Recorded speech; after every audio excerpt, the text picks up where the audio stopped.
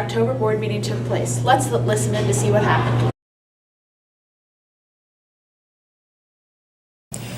So at the October board meeting, the board approved a purchase with Ameren to change out and upgrade about 5,000 light bulbs and different fixtures throughout the district. Plays into our commitment to safe and inspirational spaces. Hopefully everything is going to be better lit for you in the classrooms and in the hallways. With the addition of second graders back to the Early Childhood Center, there's more kids. So there was a need for additional play spaces outside in addition to the ones that we already had. We also know that second graders need slightly different motor skill development than our 4-year-olds in the preschool program. And so this new playground that is nearly fully funded by the PTO will add swings, which we've never had at the Early Childhood Center.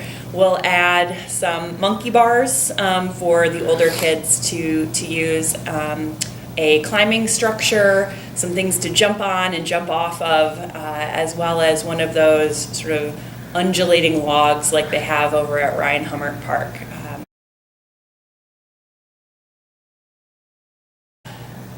The board has a couple of standing committees beyond just the 7-member board that we are required to through policy or state law to have, and one of those committees is the Wellness Committee.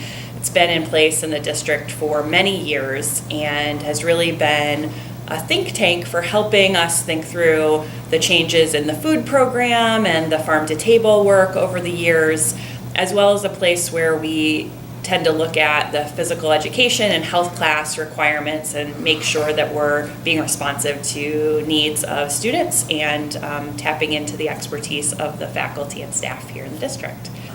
The Wellness Committee meets about 4 times a year, and so at their most recent meeting, they talked about the prevalence of suicide in our community right now. I think many school districts in the region and throughout the country are really kind of have a heightened awareness of teen suicide and the challenges of depression and mental illness in schools. This district has been partnering with the CHADS Coalition, which is an organization that is very well regarded in our community for providing suicide prevention education.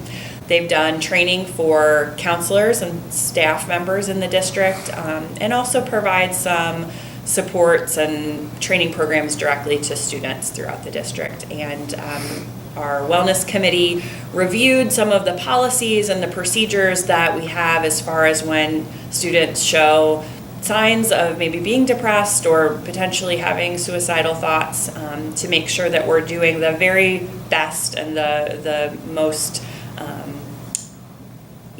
supportive practices for making sure that young people can work through those challenges, know that they are supported, know that they are taken care of here in our school community and outside of the school walls as well.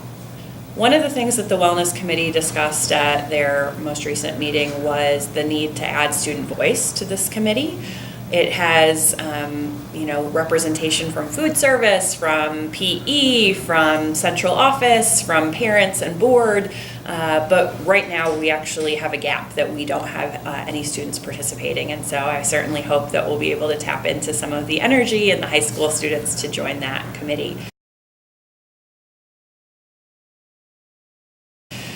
We also had the committee review one of the policies on food, and the district has had really high standards for many years around the kind of food that we serve in the cafeterias, things that students actually buy. You all know that the vending machines are pretty healthy as well.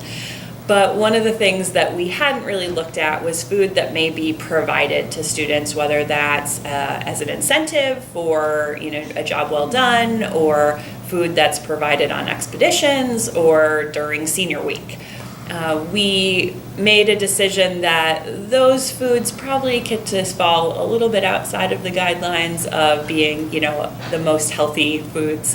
Usually those are for some very specific celebrations that aren't everyday things. So the Wellness Committee said, we're going to keep an eye on this, but we recommend that we continue to do the healthy food service that we've been doing with food that we pay for, and food provided at parties and things like that. But when we have these special exceptions, we're okay with that. That's what happened this month. Stay tuned to see what happens in November.